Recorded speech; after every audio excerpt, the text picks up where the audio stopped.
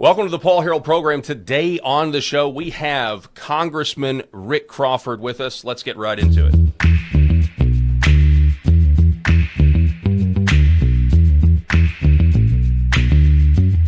The Paul Harrell program. All right, ladies and gentlemen, welcome to the show. As always, I'm joined by my co-host, Rob Spencer. Paul, it's an honor to be here as always, and it's an honor to have an in-studio guest with us, Congressman Rick Crawford from our very own state here in Arkansas. Looking forward to the discussion with basically everything that's going on and how the federal government reacts to certain situations. I know I've got a few questions and interested to get into this discussion. Absolutely. So, Congressman Rick Crawford, welcome to the show, sir. We really appreciate you being on. Yeah, good to be with you. I guess the first... What's weird is go all the way back to when I first started in radio, 2009 or 2010. In there, that's when you were running for the first time, Yep. and I think you were one of my first interviews. Yeah. And I just want to say it is incredible that you have been as successful as you have been in D.C. representing the 1st District, but now you are the head of the House Permanent Select Committee on Intelligence. You're the chair. And that is something incredible for the people of Arkansas and the people in particular of the 1st District. Yeah, I wasn't expecting that. I've been on the committee for 8 years. Didn't see that coming. You probably know I had been sort of lobbying for transportation and infrastructure.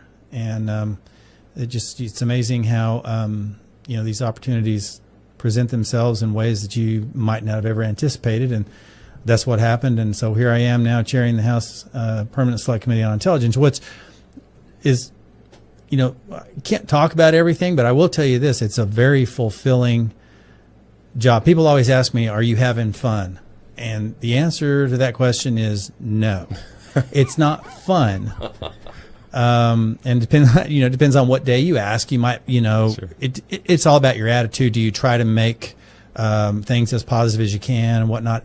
But it is extremely fulfilling, and what's most fulfilling about it is the daily engagement in the effort to protect America and to protect Arkansas.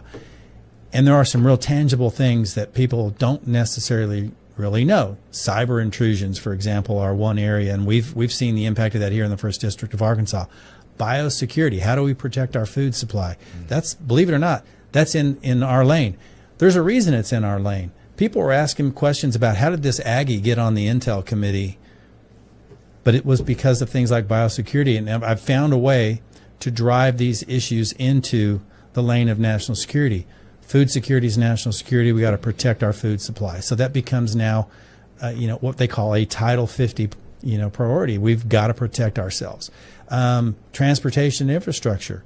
We've got to protect ourselves from threats there as well. So even though I'm on those other committees, I've always tried to find the nexus among those committee assignments, and that is part and parcel of how I got on HPSI and how I became chairman of the committee. Wow. Rob, I know you were interested in asking about Charlie Kirk. Sure. Of course, just general reactions, where were you when you got the news? And more specifically to the point is, when such a high-profile person, which we've not seen in many, many years, is assassinated like that, well, how does that affect the intel community? Are there special alerts that are sent out? How do you guys receive that information, and what happens? I'll be honest with you. Here's how I found out about it, and this will probably come as no surprise. But I was in my office in D.C., and you start seeing things pop up on your phone. Shooting at Charlie Kirk event, and before I could even process all this, I got a text message from my son, who's in college. He's like, "Dad, they shot Charlie Kirk." Wow. My son, who's 20,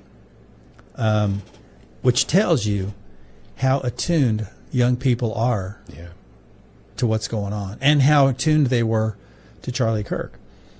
And, just sort of watched that evolve through the course of the day. And I mean, you kind of just, the sense of dread immediately, I saw the video, and there was no easy way to spin this. There was no rosy picture. Yeah. It was terrible. It was absolutely terrible. And so, I mean, I'm sure people that knew him obviously had a very emotional response. I had kind of an emotional response. I've been watching Charlie Kirk, over the years, and particularly over the last year or two. and seeing how he had evolved personally and how he was, I mean, really a warrior for Jesus. And he was leading with that. And before he was ever assassinated, I was starting to, just as I was watching Charlie Kirk, I was starting to feel a level of shame in my own life about how is this kid, 30 years old, 31 years old, just such a forthright warrior for Christ. Unashamed. Amen. Unashamed. And like that I was kind of coming under conviction about, I've got this platform. I need to be, if this 31-year-old young man can accomplish, to say nothing of the fact that just he was a brilliant young man. I think he had an eidetic memory, which doesn't necessarily mean that you're particularly intelligent just because you can recall things, but it wasn't just his ability to recall things. It was his ability to synthesize information and put it out there to young people in a way that made them respond. And the evidence of that is my 20-year-old son texting me immediately. Yeah. And so, we've got a lot of to answer for when we're called, and I think he's going to have a great answer. I mean, I have no doubt that he's with Jesus now, and it was a well done, and good and faithful servant. Amen. And now we're at the point now where the blood of the martyrs, are the seeds of the church, and what we saw at that memorial. It could be the start of a national revival, or maybe it was. We've got, people online saying, hey, I'm buying a suit for the first time and going to church. And that's actually, in my opinion, the real measure. Is this going to lead to in the church growing, the American church in general growing with people, repenting and turning to Christ? I could not believe, as somebody who grew up, Rick, in the 90s, and, it was very much the rise of atheism, where atheism is considered somehow neutral and not a worldview that can oppress the Christian worldview, but the Christian worldview will oppress the atheist worldview. But to hear our leaders, to hear Secretary of War Pete Hegseth, to hear Secretary of State Marco Rubio, to hear these people boldly proclaiming Jesus Christ, I never would have even imagined that was possible, and yet here we are. This was like almost like a tent revival or the old camp meeting of the old days that we hear about from our parents, growing up when they would go to camp meeting or they would go to a tent revival and they'd have the evangelists come in and all this. But it's also a time that these people were giving their testimony. And I think what Charlie Kirk did was embolden people to give their testimony and unashamed. Mm-hmm. Yeah. And if that catches fire, then I think we have hope in this country. Amen. And we've seen unfortunately, conversely, the negative side of it. We've just seen this sick underbelly that's always there. We understand that there are evil hearts that are going to say and do evil things. But at the same time, to see it displayed, so many people just doing dances and celebrating the death of someone and calling him a fascist, which is the most ridiculous. Yeah. Like, name another time that a fascist has said, whoever disagrees with me the most, come to the front of the line and let's have a discussion. Right. Yeah. Right. Because that's the opposite of fascism. Totally. We're going to suppress any opposition. And he was a moderate voice in terms of he's nonviolence, right? He's not going to insult the people that he's debating with. And I saw probably the best explanation that I could have imagined for it. And they said they didn't kill Charlie Kirk because of what he said. They killed him because people were listening to him. Mm-hmm. And how many people has that man led to Christ? How many people has that man got them to just sort of rethink these core liberal beliefs that they have where, there's no facts behind it. And for that, Charlie Kirk is going to be remembered far beyond his death. I think we're going to blink in a year, and Turning Point is going to be tenfold what it is now. Oh, I have no doubt about that. And the interesting thing about him, and there are very few people like him in this regard, in that he did not operate in the gray space. And this is there is good and evil. Amen. Sure. There's good and evil. And he made a clear distinction. And that upsets people who live in the gray space, who try to equivocate and try to keep a foot over here. Yeah. I think at some point in time you've got to. It's like the old song: you got to stand for something or you fall for anything. And I mean, he stood firmly for what he believed.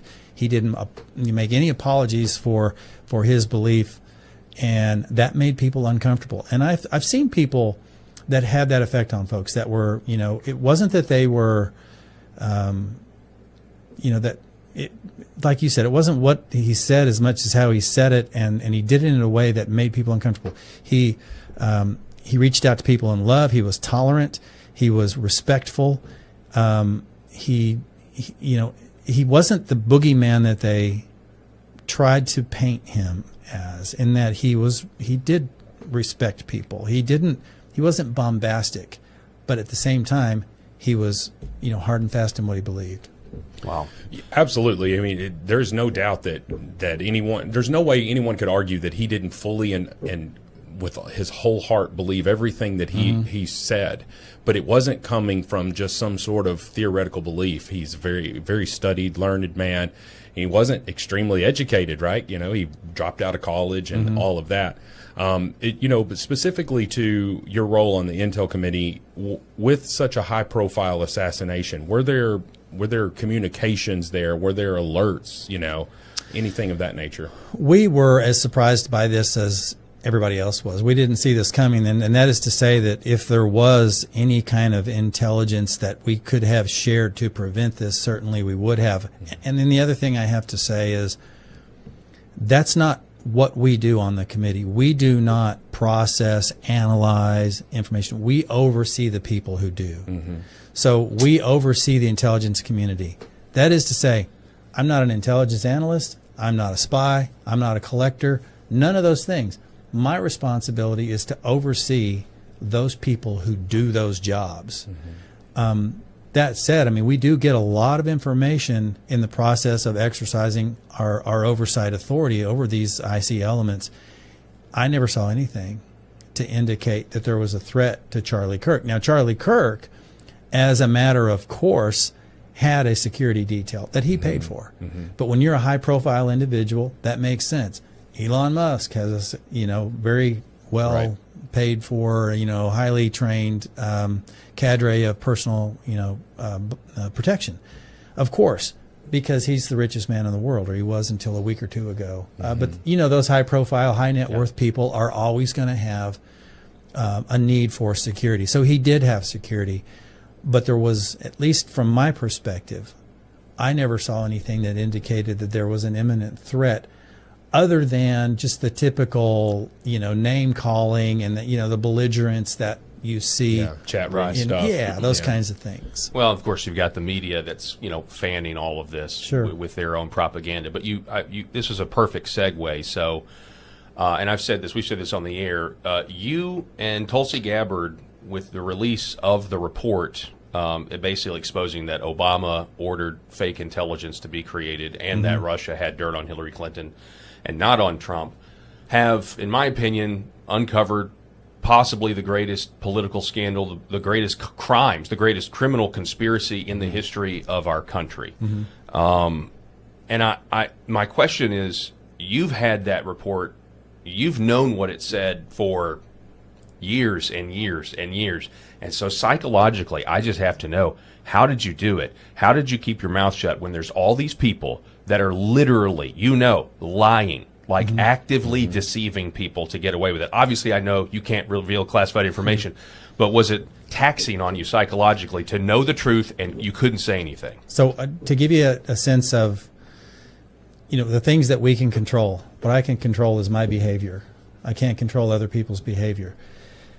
We would sit in a classified setting, reviewing classified information, maybe in a hearing or a briefing, and people like Adam Schiff would get up, walk out to a media spray, divulge classified information, and walk back in. And we watched this go on in real time. And then, we're seeing, through the process of the investigation, we're seeing this information like, how are these people going forward? And, Adam Schiff, I've got unequivocal evidence. He had years to produce his unequivocal evidence that basically showed that Trump was a Russian asset and he was colluding with Putin. it wasn't just that he was colluding with the Russians. He was colluding with Putin, according to Schiff. And he had evidence of it. Yeah. When, in fact, right the opposite was taking place. He was the one talking to Russian assets in the process of trying to get information to make the case after the fact. And, yeah, to your point, can you compartmentalize information? And you have to. To serve on this committee, when you go down there three floors below the Capitol and you receive the information that we receive, you have to have the capacity to compartmentalize that and walk away and go engage and forget that you just heard that. And then be able to, you go back down the next day and flip that switch to be able to re-engage and address that from an oversight perspective. This went on for years. You know, it would probably have been very cathartic to have been able to go out in real time and say, no, that's not true. He's lying, and we got the evidence. You can't do that. We didn't have the clearance to do it. It wasn't what happened with Director Gabbard was she says once she knew we had those documents, which were our work product, by the way, once we had those documents in our custody, she calls me, hey, can I come over? Very respectful. Can I come over and view those documents? Absolutely. She's Director of National Intelligence. She's certainly cleared for that. Keeping in mind, of course, the approach that she took, having been a former member of Congress, knowing that this was a HPSI work product and knowing that there was an appropriate way to address this, and she did it, and she came and read it, and she calls me, she goes, wow, this is worse than I imagined. Yep, it absolutely is. Yeah. And she says, do you care if we do a classification review because we'd like to make this public? That, to your question, the relief Oh, my goodness. to be able to say yes to that. Yes, ma'am. Here it is. Absolutely, go right ahead. And she did, and didn't do anything without consulting. This was a hand-in-glove effort between myself and Director Gabbard, who had the authority. We had the material, she had the authority. Wow. And so this was, I think, in the interests of making sure the American people, there are people to this day who would read that report and still believe Adam Schiff. Yes. And then there are folks, and you're not going to change their minds. The ones that needed to hear it are the folks who needed to understand that, maybe their fears might have been confirmed, that there is a deep state. I was one of those guys. Before I got on the Intelligence Committee, there's no deep state. That's a conspiracy theory. No, that's false. There are, these civil servants buried in the bureaucracy that are there for their purposes, and they believe that they run the government and not through the consent of the governed. That's why I'm here, through the consent of the governed. You guys sent me up there for that purpose, to be governed with your consent, not to cover stuff up, Right. not to tamp down your concerns about is there a deep state structure in place. No, you sent me with your consent, with your vote, to go up there to Washington to represent Arkansas and Washington, not come back to Arkansas and represent Washington and Arkansas. That's my job. And, I've really stuck to that. Heck, Paul, I campaigned on that from the jump. All those years ago. Those years ago. That, to me, was a difference maker. And I've stuck to that. It's not my job to go up there and try to aid and abet a bureaucracy. It's my job under Article 1 of the Constitution to exercise oversight over the other two branches. So, kind of a follow-up to this, Adam Schiff obviously dealing in classified, intel when he's not supposed to. There's now rumors that, James Comey's going to be indicted for lying to Congress when I think I think he needs to be indicted for a lot more than that. But hey, if we got to Al Capone this thing, I'm okay with that, any way you can get him. But there's just so many. There's so many people. So can you speak to accountability? Because I came to the conclusion last night as we were talking about this interview, if there's no accountability for these people that I think have the intel oligarch, as I call them, that have essentially run some sort of color revolution against the American people for the last decade, if not more, if there's no accountability for these people, are we even free? And that's where I'm at with it. Yeah. And I have to go back to when Comey was first coming before the intelligence community, the intelligence committee. And I got to tell you, and I was brand new to the committee. And I'm like, this can't be happening. I mean, I'm like, this is a steep learning curve. I'm trying to learn this job as a member of the committee, not as a member of Congress. I'd been a member of Congress for 3 terms, but I'm trying to learn the job of a HPSI member. That's a different set of responsibilities and it's a steep learning curve. And I'm trying to do that. And then we've got this. I'm like, so wow. I'm watching this guy come in, and I was hearing people that want to be careful with Comey because he may be the best friend we have in this whole process. Wow. I'm like, you can probably go back and look at the record. I was really quiet. I was having this conversation on the way over here on the phone with somebody. I know what my limitations are. I'm not prepared to go rewire my house. I'm going to call an electrician to do that. I knew what my limitations were as a new member of HPSI. My job here is to learn what's going on, not to, create some kind of a profile for myself, but to be a responsible member. So I was watching this just in stunned silence, really, because on the one hand, I'm supposed to learn this. On the other hand, I'm watching what this guy's saying. Right. And I'm seeing, as the investigators are undertaking this investigation, like, we can't talk about this.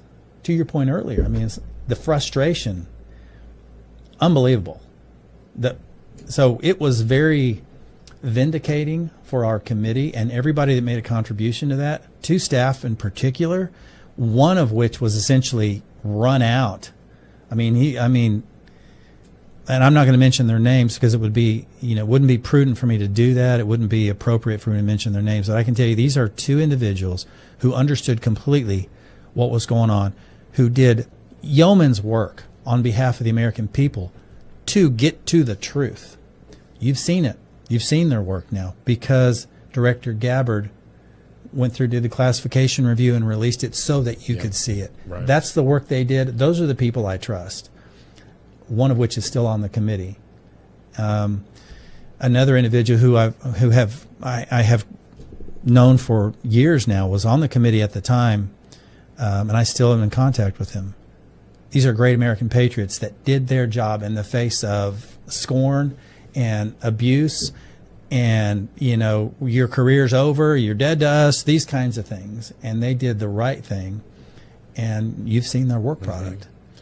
I mean, because basically you're really only able to discuss those things with people on the committee at that point. So are you looking around when you said you felt a little bit powerless, you're coming in here, you're learning, but also you're like, whoa, are you guys buying this? Well, and the interesting thing is not only are you limited who you can talk with, but you're limited to where you can talk with them.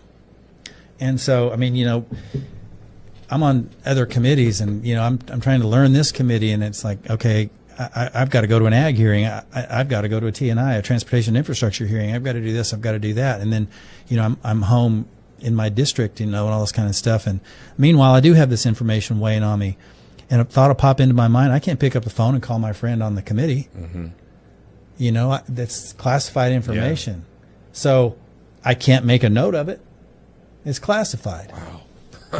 So I've got to keep that here. Yeah, that's very filed difficult. out on the hard drive till I can get back to D.C.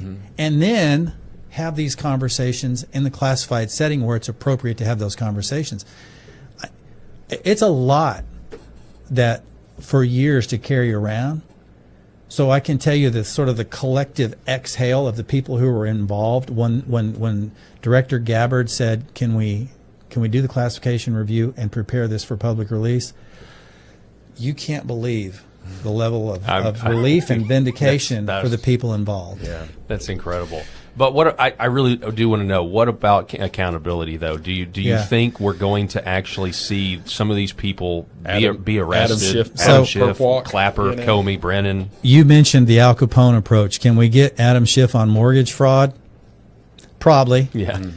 Could we have gotten him, or should we get him on some of these things? Yes, in a perfect world, and we've got evidence. Are we going to be able to make that case?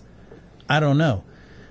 Do we have prosecutors in the DOJ that have enough intestinal fortitude to even go after the mortgage fraud? These are the questions we're going to be asking, because look, here you go. We've laid it out for you. And so, criminal referrals, all these other kinds of things that are taking place from various elements of the IC. They've got the opportunity now to make the decision: are we going to act on the part of the American people and impart a high degree of accountability for these folks who have chosen to deceive and to perpetrate what I think is the greatest political fraud on the American people since, I don't know, Boss Tweed. I don't know. I mean, you go down through history and look. I can't think of anything that even rises to this level. And there are a laundry list of individuals involved. Some of them, the high-profile names: James Comey, obviously, Clapper, Brennan. Obviously, those individuals need to be held to account. But what about others? Peter Strzok. He had the nerve to file a lawsuit, arguing that his First Amendment rights had been breached, and he was trying to get damages and all this. He is a scumbag of the lowest order in my estimation, and he should be held to account. There's others, a laundry list of individuals who were part of what we now know was Crossfire Hurricane. And that whole deal, the ICA, the Intelligence Community Assessment, was a farce. We're seeing that now.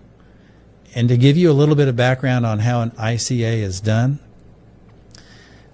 that typically takes anywhere from 9 to 12 months. They did this in 3 weeks. Incredible. They did this on the orders of Barack Obama. Yeah. So we talked about the high-profile individuals. We talked about Comey and Brennan and Clapper and some of the underlings. But we're not talking enough about the President of the United States, who essentially authorized it, who was basically trafficking in the notion of a soft coup. Didn't like the outcome of the election. We'll fix that. Right. This was in December. This was early December. December is when this was authorized. 2016. So they knew they had a limited window. They had to get this ICA done before Inauguration Day. So you do the math. When you take any other ICA, which typically takes months to complete, and it's an IC assessment, intelligence community, that means we're going to bring in multiple elements, not just the CIA, but other elements of the intelligence community will be contributing to this product. Brennan basically ran this deal. Yeah. He ran it out of the CIA. Yeah, there may have been technically other elements of the IC made contributions, but he ultimately edited and approved and disapproved, whatever. He was the guy calling the shots. And what is obvious is that is that first wheel. Now, we didn't know about it at the time, but that's the first wheel that we're really seeing, where now there's just a huge distrust in our intelligence community. So here's what happened. Because, in my opinion, Brennan should have never been director of the CIA, because he was an analyst. He was never an operative. He was never an officer, a case officer. He never worked in the DO, that's the Directorate of Operations. He was an analyst. Now, I'm not going to broad brush and malign every analyst in the intelligence community, but what I am going to say is that he, as an analyst, imparted a culture, first in the CIA, that percolated out over the entire IC, that politicized intelligence analysis. They weaponized it. Yeah. He was responsible for introducing a culture in the CIA that retooled what was supposed to be objective analysis and turned into the politicization of intelligence and turned it into a weaponization against President Trump. We hear basically like 30,000-foot view, they framed Donald Trump for treason, and I think they committed treason in the process. But have you ever given any thought, and I'm sure you have, to how like Russia feels about this, or Vladimir Putin? Because they not only framed Trump for treason, they also knowingly just said that Russia basically installed President Trump, And I've often wondered, and I'm not an apologist for Russia, but I've often wondered if one of the obstacles to peace between Ukraine and Russia is that Vladimir Putin doesn't trust that the intel community has been brought to heel. And I don't know if that's sounds crazy or not, but it's just a thought that I had. I don't know that there's necessarily any connective tissue there. I mean, one doesn't necessarily have to do with the other. However, I mean, I can understand how you would get to that question. But here's the thing that I think everybody needs to understand. The Russians, formerly the Soviets, have been engaged in malign influence in our country probably since World War I, but very aggressively since World War II. And what that looks like, I mean, across the social spectrum, the political spectrum, they are here, and they have availed themselves of this permissive environment that is our open society, and they're very good at exploiting it. Is it sufficient for them to change the outcome of an election? I don't think so. But they continue to engage in malign influence of a political nature, of a social nature, of an economic nature, you name it. They are trying to undermine the United States through malign influence operations. And, covert, some of their stuff is overt. You compare our culture and our society to, for example, Russia or China. I mean, it is very difficult for us to work in what we call a hostile environment. That's a hostile environment. Mm-hmm. Russia's a hostile environment, China. And then we have denied areas, North Korea and Iran. Well, guess who's really good at exploiting our open and permissive society? Iran. Mm-hmm. They're really good at cyber. China, of course, in every category, they're involved. They're doing stuff. Heck, they're here in the 1st District trying to buy farmland, trying to engage in commerce. And people go, oh, look, this is great for economic development. Not for our economy. It's good for their economy. Oh, sure. But it's not good for us here. And so, I mean, we need to go into this clear-eyed, but we need to understand that the Russians have been doing this for a long, long time. Was that sufficient to alter the outcome of the election? Clearly not, because the data show, the evidence is clear that if Putin had a preference, it was Hillary. It was Hillary, for sure. He deliberately withheld information to use against her when she became president. This was what you might call compromise. It was whatever you might want to call it. On the other side of election, now I got her. Mm-hmm. If she doesn't play ball, if she's not going to bend to our will, give a little more, then I've always got these cards. I can put this right in front of her. That's how they play the game. Keep in mind, Putin is a former KGB officer, and his desire is to reconstitute the Soviet Union. Now, he might not call it the Soviet Union, but look at what has happened on Putin's watch in places like Georgia and, of course, Ukraine and others. Why do you think the Baltic nations joined NATO? Why do you think Finland and Sweden joined NATO? Because they knew he was getting extremely belligerent and wanted to reconstitute, protect Mother Russia, and he engaged in a border incursion in Georgia. Why is that? Because you can't join NATO if your border's in dispute. Right. So the only way for Georgia to have joined NATO would have been for them to accept that border incursion as a sovereign. Okay, we're ceding that to Russia, but we're going to join. They don't want to do that. They want their territory back. We're 20 years on. Yeah. Mm-hmm. And those borders are still there. And guess what? They have permanent infrastructure in those regions that they've intruded into Georgia. That was their reason. That's why they annexed Crimea. We got to stop Ukraine from the potential of joining NATO. And what they did after, on Obama's watch, by the way, in 2014, that went unchecked, never offered a bit of help to the Ukrainian people. And then Putin goes into the Donbass region and starts giving up to 200,000 citizens Russian passports so that he can create the pretext that he's going in to rescue Russian citizens. Wow, I'm here interesting. to help. Yeah. So that's been going on for a long, long time. I said all that to say this. Back to your original question, are people going to be held to account? I hope so. I'm doing everything I can. I'm putting the information out there. What the DOJ chooses to do with that information remains to be seen. But I think we've made a pretty strong case that there are a lot of people involved in this that need to be held to account.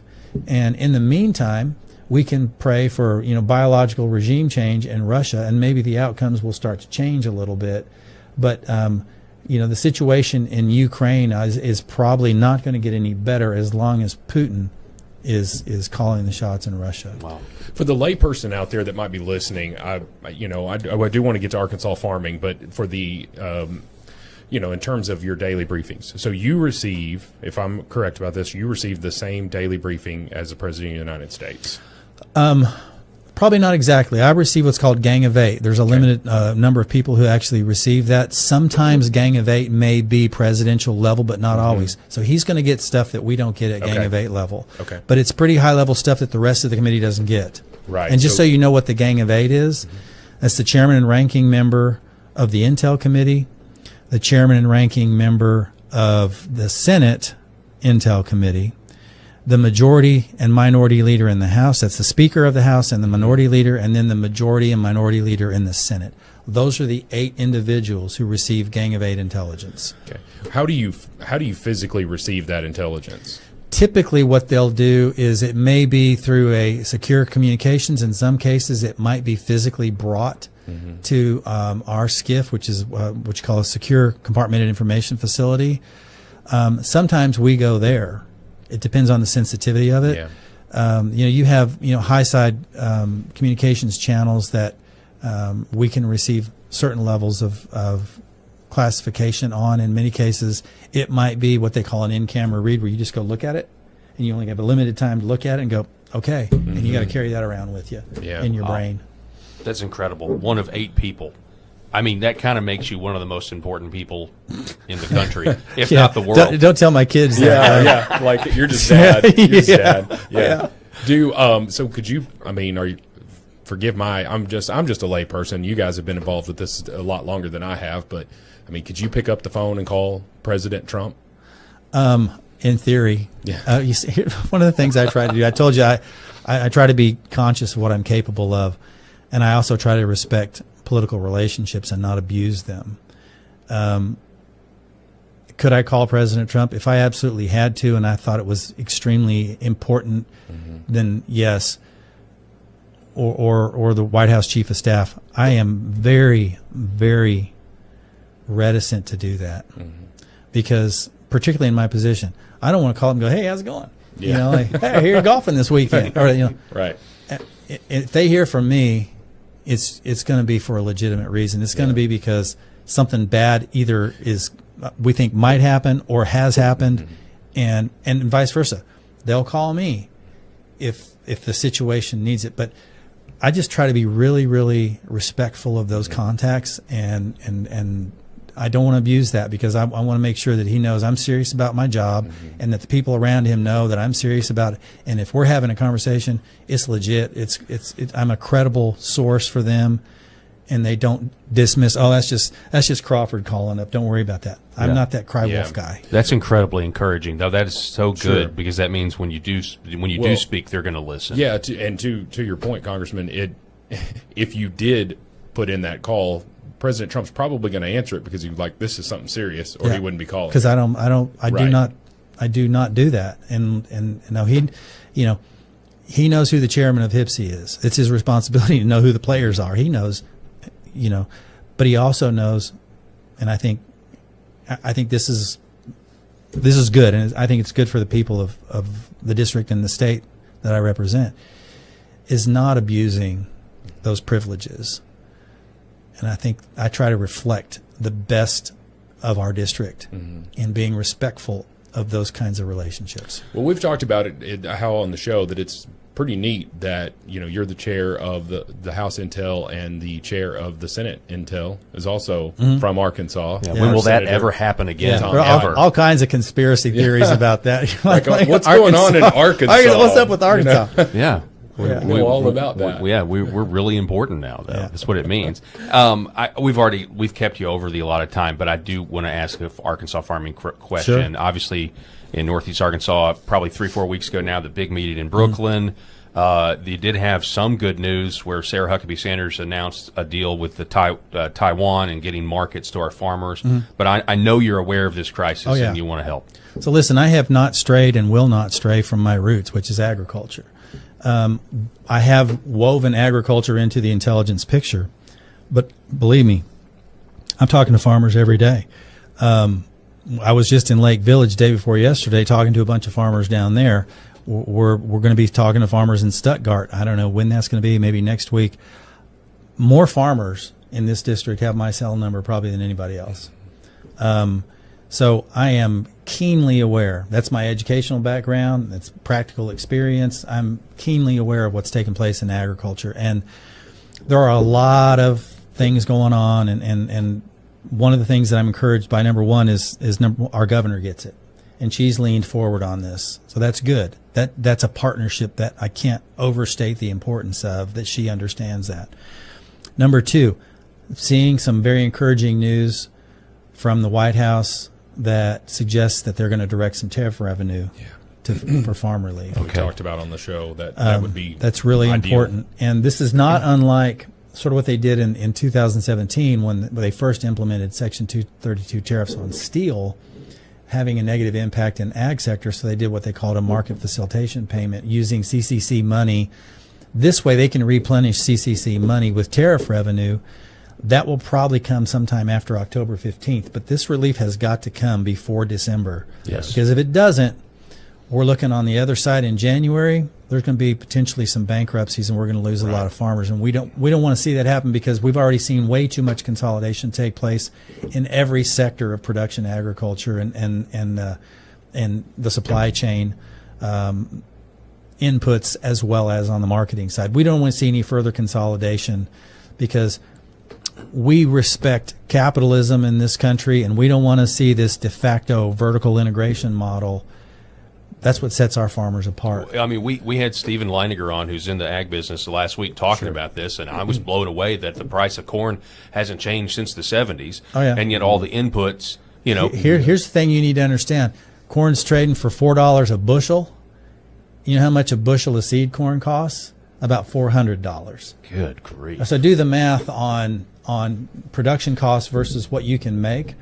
Now, look, I'll also say, for people who say we don't need to support farmers, well, don't say that with the mouthful, because agriculture is an integral part of national security. A country that can't feed and clothe itself is vulnerable. And the evidence is China. Yeah. Less than 20% of their land mass is arable. They rely on everything from outside of their country to be able to feed and clothe 1.5 billion people. That's a strategic vulnerability for them, and they know it, and it's manifest in extremely belligerent behavior. That's why they act the way they do. We, on the other hand, have the freedom to engage in this enterprise and take it for granted. But during COVID, when we went to the grocery store as Americans and saw the back of the shelf or the bottom of the meat case, panic ensues, because that doesn't happen. Mm-hmm. But you any grocery store in this town during COVID, and you were going, what the heck? We don't want to see that happen here. And countries that have that scenario daily are extremely volatile and vulnerable. And I've been to these places. I've been to the best grocery store in Cuba, and I can tell you I wouldn't buy dog food at this place. Yeah. And the folks at the embassy, I specifically said, take me to the best grocery store in Havana. Y'all, you would cringe if you saw it. Wow. I've seen what their farmers markets are selling for rice. Would not make dog food here in the United States. Oh, wow. I'm telling you, we've got it so good here. It shouldn't be controversial at all to support American agriculture. And we produce more than what we actually consume, correct? So we have a surplus of our farmers are they're just so doggone good. They're so productive. And, even here, I mean, okay, corn production here in the South, for example, up north, they'll say, well, you can't grow corn down south like we do up here. That's bull. We got guys bumping 300 bushel corn here. It's amazing. We've got guys in, our yields in soybeans. If you're not yielding to 50 plus, you're not trying hard. I mean, you got guys that are, 65, 80 bushel soybeans. I mean, it's and maybe more than that in some isolated areas. But I'm just telling you, we know how to produce in this country, but it's in our interest to make sure that the people Americans are supporting agriculture because food security is national security. Amen. I totally agree. Well, so when we had a farmer on last week or week before, he said there was a two-pronged problem right now, and one of them was the relief that you mentioned, and so I'm glad to hear that that's on the horizon. Me too. Right, end of November, all of these payments are coming due, and what people do not realize is you're just thinking about the farmer, but when that bankruptcy is filed, there are so many people that are affected. The entire community. So we don't think about this as much in Jonesboro because we have a very diverse economy here by comparison. Go down to Stuttgart and see how this is going to impact Stuttgart or McGee or Dumas or Lake Village or Mariana or, Osceola or, a lot of these communities that are, just nothing but fields. Newport. This is it. I mean, that's their livelihood. It affects everybody. Yeah. And so it's going to have an inordinate impact in these small rural communities. Wow. Well, this has been a great opportunity, Rick. I really appreciate you coming on the program. You bet. Congratulations for being the chair of the Intel. I know that's been a lot of hard work, but I mean, I'm super proud that you're my congressman and that you're doing the work of the people and holding people accountable. So your next thing, I guess, is primaries, right? Do you have a primary opponent announced so far? Haven't heard anything so far. I don't anticipate that happening. Somebody going to a few jump weeks in there? away. Yeah. I think we're in pretty good shape.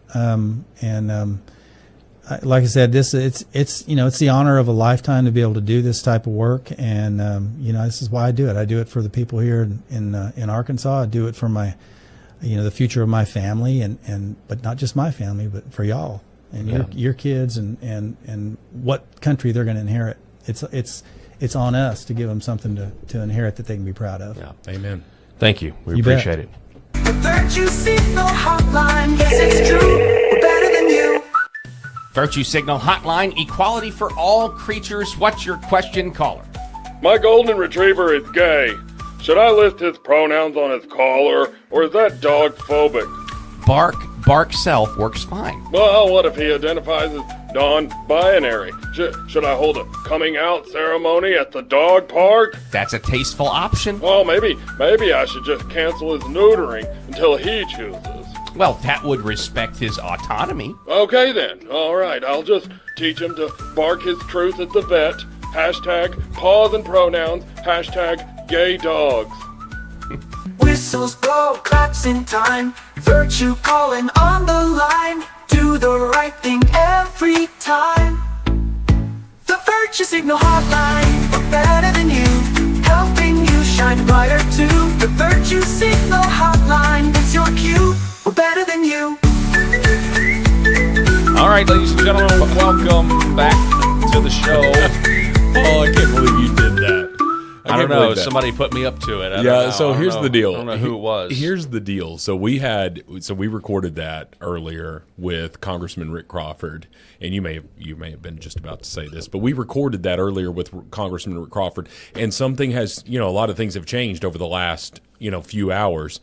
But I just said, he's like, well, hey, Paul, you were asking me, you were like, hey, how do we transition? And I was like, well, we can do the Virtue Signal Hotline. And I didn't know that we had this great conversation with Congressman Rick Crawford, and then we went into gay dogs. Yeah, I know.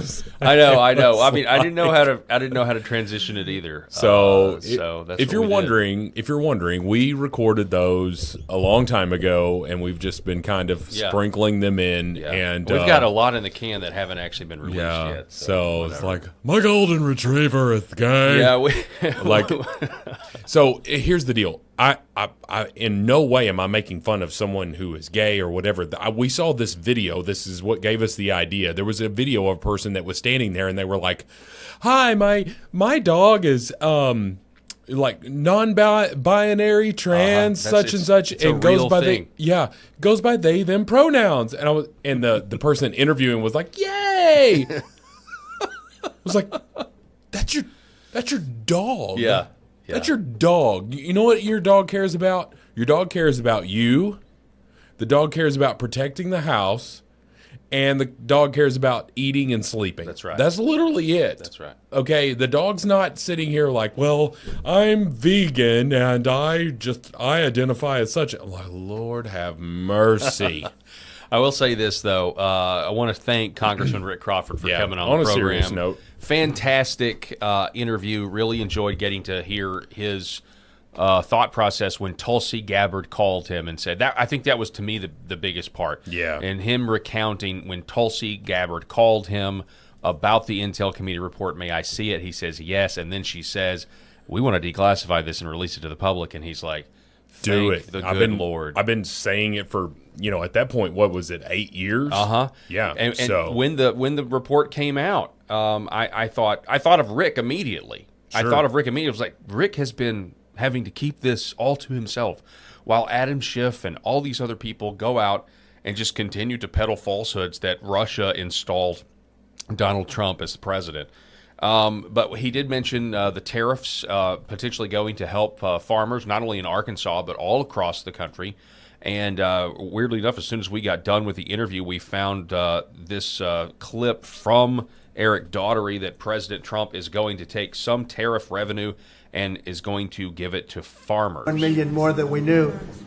And they said, we don't know where it came from. I said, check the tariff shelf.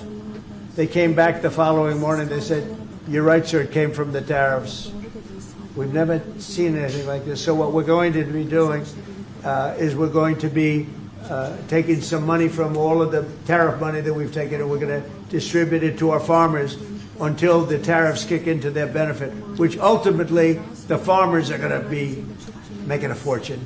But so, I mean, this is really good stuff because as we had just talked about and we talked about last week, the big beautiful bill does a lot for farmers, but it doesn't kick in until November of 2026. Right. And there's been a lot of different combinations that, there are the tariffs, there's just access to markets. You've got China that put a bunch of infrastructure into Brazil. Yeah. So now Brazil has more capacity and they can get their ag products from Brazil instead of America, like in Trump 1.0 when China had to buy our stuff. So, I think there's going to be some relief. So we had a farmer on, again, we talked about this with Congressman Crawford, and we had a farmer on last week, and he talked about there were two-pronged things, and I alluded to that. Excuse me. Bless you. Thank you. We alluded to that in the conversation. I alluded to that. There was a two-pronged problem. They needed immediate relief now, and then they need a market. With the big, beautiful bill, with all of the trade deals that are going on, I think that market is going to be there. Now, I'm coming at this from a layperson who is not a farmer and all of that stuff, even though you and I grew up in a farming community, but I think that market is going to be there. So essentially what we needed was some sort of, bridge. Mm-hmm. We needed a bridge, like a bridge to loan. get us there. Yeah. Correct. And we've got all of these farmers who have these payments that are going to be due at the end of November that they're not going to be able to make. And if that tariff money is going to go to them, I can think of no better use for it. Yeah. Just real quick, want to report on this. Earlier this week, Sarah Huckabee Sanders announced a multi-billion-dollar Taiwanese investment in Arkansas agricultural products. So apparently, it says here 7.5 million metric tons of corn, 1 million metric tons of corn products valued at approximately $2.12 billion. Wow. That's great. I talked to for Arkansas. Yeah. I talked to farmers who were really excited about and this. if you are listening outside of the state of Arkansas, just keep in mind that Arkansas is a huge farming state. We are massive in farming. In fact, we are the leading producer of rice in the United States. So if you're going to have some rice tonight, as my family will be partaking in some rice tonight, there's a very good chance that it could have come from Arkansas. Yeah. So it's extremely important. And as I said, when we were talking with Congressman Crawford, it's not just the farmers that are affected.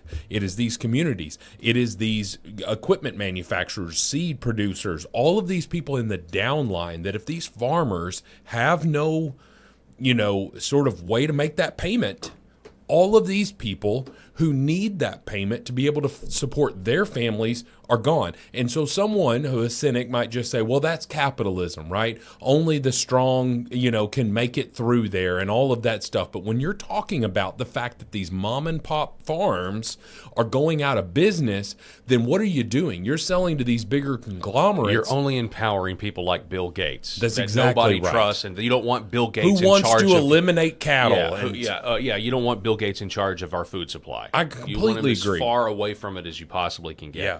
All right, we talked a little bit about James Comey with Congressman Crawford. Here's the latest. MSNBC is now urging Justice Department officials that if they indict Comey, that they need to have a mass walkout and throw a little There's a big panic mode right now. temper tantrum and rage quit your job if How Comey gets dare indicted. you? Yeah. How dare you? Joyce, if it is such a dire moment, what is your advice, your message right now to those people inside the Justice Department? A dire moment. Listen, that Comey might get indicted He for lying committed to all Congress. these crimes, but yet we can't have him held responsible. It wasn't a dire moment when Lord Steve have mercy. Bannon was charged and sentenced No, to they prison. celebrated Or it. Peter Navarro was perp walked out of an airport. They had an extra glass of wine that night because they were so happy. That's right. And inside these U.S. attorney offices, the rank and file prosecutors that are doing the work to bring cases like this one, what do you say to them? So the mission inside of U.S. attorneys' offices across the country is to keep their communities safe. And in difficult times like this, the traditional advice to federal prosecutors is to keep their heads down, do the important cases in front of them. Because the cases that we're talking about, Anna, that's maybe 1% of what's going on in the Justice Department. But every day there's violent crime, there's drug crime, there's civil rights violations and white-collar crime that prosecutors and agents across the country are working on. The issue prosecutors are hardwired to understand, and I hope Americans will understand this too, is that when you become an assistant United States attorney or a political appointee in an office, you check your politics at the door. You walk in and you do your job looking at the facts and the law without fear or favor. And that's what I believe Andrews and my former colleagues across the country are trying their hardest to do right now. There may be a moment for difficult choices coming for many prosecutors. And I hope that when those moments come, that the American public will stand up and support these people. I think if there is a move to indict Jim Comey, we will likely see resignations out of Alexandria and Richmond. We may see other forms of protest by career prosecutors. It's a unique moment, and I think that these people will rise to it. Listen. Oh, my gosh. She just completely contradicted herself. Mm-hmm. You check your politics at the door, You but put your head down, do the important thing. We're going to see these massive walkouts, these career politicians here, and I hope that they rise to the occasion. Now, she may argue that what she was intending to say and what the intended point was, just because Jim Comey is being indicted doesn't mean you should walk out of your job. But that's not what she said. That's right. What she was saying, what we really know, it's the same thing with this Jimmy Kimmel stuff that we talked about. What he literally spoke versus what they're saying, it's two totally different things. She wants to see an uprising here. I just think it's evident that the people in the Justice Department, they think James Comey is a god. You know what I mean? Like the idea of James Comey being indicted to them is like going after their idol. It's going after who they think this guy is such a Boy Scout, and is the archetype of truth. Do you think that there are still individuals out there that still hold the whole email scenario that was was it 17 days or 11 days, one of those two, right before the election, where he said he was going to reopen the email scandal? Right. And so much so that Hillary Clinton thought that was the deciding factor in the election, right? Yeah. And she even said, I'm just so, she said, I'm so pissed off at James Comey and this and that, right?